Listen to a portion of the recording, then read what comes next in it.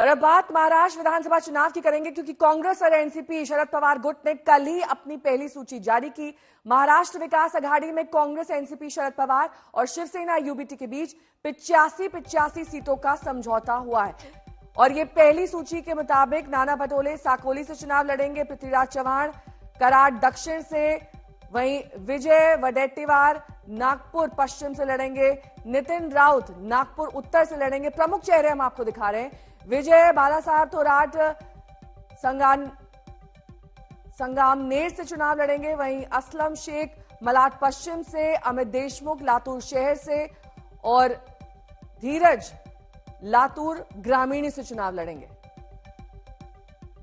ये तमाम प्रमुख चेहरे हम आपको दिखा रहे हैं। सुभाष धोते रजूरा से, वीरेंद्र जगताप धमनगांव से, वहीं राजेंद्र कुमार शहाड़ा से और देवेंद्र फडणवीस का मुकाबला सीधे प्रफुल्ल गुडचे से होगा, जो कि कांग्रेस के उम्मीदवार बनाए गए। तो ये हॉट मुकाबला नागपुर दक्षिण पश्चिम का, जिसमें आर पार की लड़ाई देवेंद्र फडणवीस और प्रफुल्ल गुडचे की।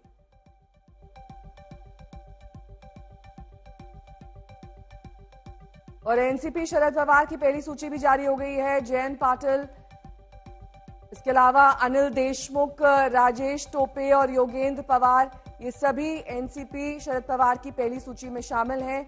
रोहित पवार, जितेंद्र अववाद, शशिकांत शिंदे और बाला साहब पाटिल। और बारामती की जंग आपको दिखा देते हैं। यहां पर योगेंद्र पवार एनसीपी शरद पवार के गुट का मुकाबला सीधे तौर पर अजीत पवार एनसीपी से होगा। विद्या मेरी सहयोगी जुड़ गई हैं तमाम जानकारी के साथ।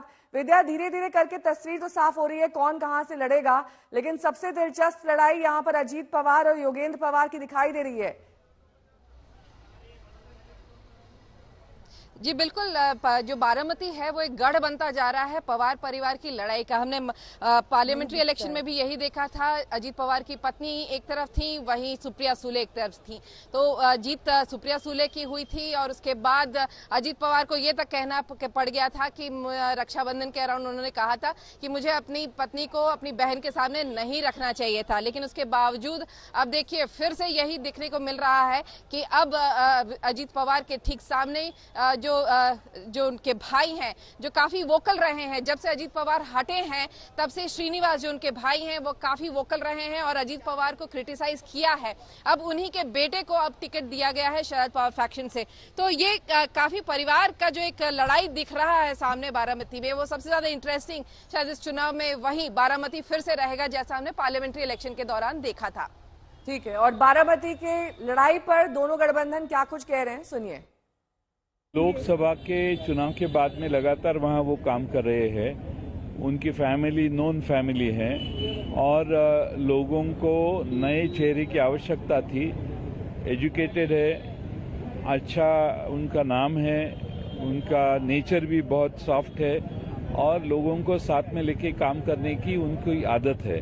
तो मुझे पूरा यकीन है कि बारामती के लोग उनको रिस्पांस देंगे। बारामती विधानसभा क्षेत्र में अजीत दादा पवार जो अभी आमदार है, उन्हें सोचना पड़ेगा। तकलीफ उन्हें है क्योंकि लोकसभा में 50,000 मतों से वो पीछे चल रहे हैं। तो इलेक्शन शुरुआत होने के पहले ही वो पीछे चल रहे हैं। आज हमने वहाँ पर योगेंद्र पवार जो उनके बड़े भाई के लड़के हैं, उनको हमने टिकट दी है। योगेंद्र पवार एक बहुत ही अच्छा मेहनती लड़का है। आपने देखा होगा कि कई महीनों से, कुछ सालों से वो बारामती में काम कर रहे हैं। ठीक है, उनके जो अंकल है, काका जो कहते हैं, वो काम करते तो उनके साथ उन्होंने भी काम किया है। लेकिन बारामती की जनता अजीत दादा जी से नाराज है। उधर महायुति खेमे में भी सीट बंटवारे को लेकर अभी भी पशुपेश में तमाम नेता हैं, मीटिंग भी की जा रही है। लेकिन इस बीच मुस्तफा शेख और जानकारी के साथ हमारे साथ जुड़ गए हैं। मुस्तफा, बारामती की जंग को लेकर दोनों खेमे अपने अपने दावे कर रहे हैं। अब अजीत पवार को लेकर यह कहा जा रहा है कि उनसे बारामती की जनता नाखुश है। क्या कुछ यहां पर समझ में आ रहा है बारामती सीट को लेकर खास तौर पर?